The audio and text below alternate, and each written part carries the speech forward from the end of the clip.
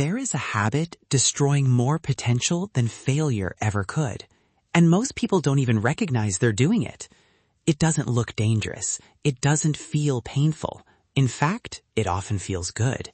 You check your phone for a few minutes. You watch one more video. You answer an easy message. You clean something that didn't really need cleaning. You tell yourself you'll start the important task later, and then later becomes tomorrow. Tomorrow becomes next week. And eventually you look at your life and wonder why nothing has changed. The strange part is that you were never completely inactive. You were busy. You were doing things. You were moving. But you weren't moving forward. And this is where the trap begins. Your brain doesn't always reward you for doing what matters. It rewards you for doing what feels immediately satisfying. That's why opening your phone can feel easier than opening the document you've been avoiding. Why watching someone else succeed can feel easier than working toward your own goal.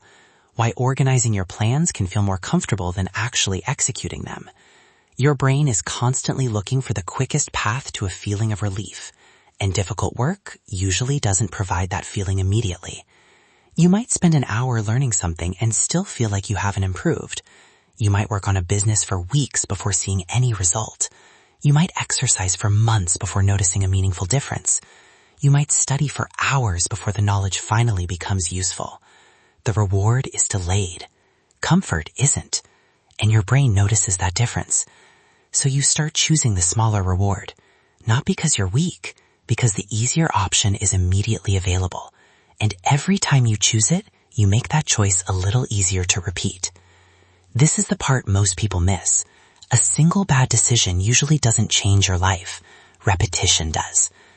Imagine you have an important task in front of you. You feel resistance. You pick up your phone. You feel better. Tomorrow, the same thing happens. You avoid the task again. You feel relief again. After enough repetitions, your brain begins to associate difficulty with escape. The moment something becomes uncomfortable, you look for an exit. That's how procrastination becomes a pattern. And eventually, you don't even need to consciously decide to avoid the task. Your brain does it automatically. But there is another side to this. The same mechanism can work in your favor. Because your brain can also learn to tolerate difficulty. You can teach yourself that discomfort isn't a signal to stop. It's simply part of the process. The first time you sit down and work without checking your phone, it feels uncomfortable. The second time, it's slightly easier. The 10th time, it starts becoming normal. Eventually, the behavior that once required discipline begins requiring less effort. This is why discipline isn't simply about forcing yourself to work harder. It's about training your default response. When something is difficult, what do you normally do? Do you escape or do you begin? That question matters more than you think, because your future is being shaped by thousands of tiny responses to moments nobody else sees. The 5 minutes when you decide whether to scroll, the moment you decide whether to finish the task, the evening when you choose preparation instead of entertainment, the morning when you decide whether to start immediately or postpone everything. None of these moments feel important, but together they become your habits, and your habits eventually become your life. This is why someone can spend years saying they want a different future while continuing to practice the exact behaviors that prevent it. They want confidence but constantly avoid difficult situations. They want success but repeatedly choose short-term comfort. They want discipline but keep waiting until they feel motivated. They want change but protect the routines that keep everything the same.